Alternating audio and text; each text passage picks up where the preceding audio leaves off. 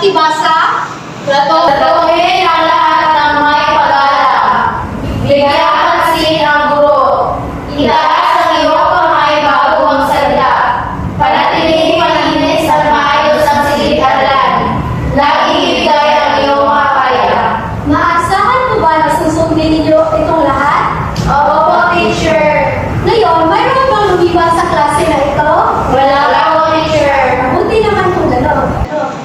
Ngayon, magkakaroon tayo ng isang aktibidad. Magpapakita ako ng mga larawan at ang gagawin niyo lamang ay tutukuyin kung ano ang nakikita ninyo. Sa unang larawan, ano ang nakikita ninyo? Pamilya, teacher. Isang pamilya? Ano pa? Sundalo,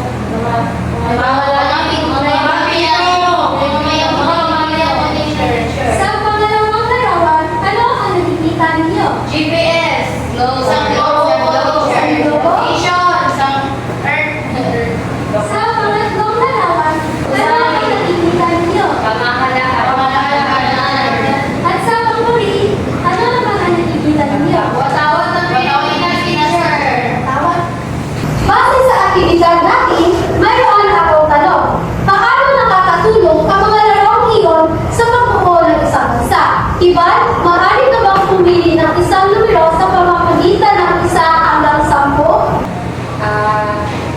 dalawa teacher. 1, 2. Juliana, pakita tayo.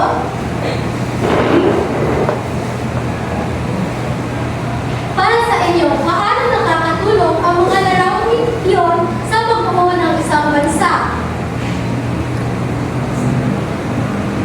Ay. Ang pagkakaisa. Pagkakaisa.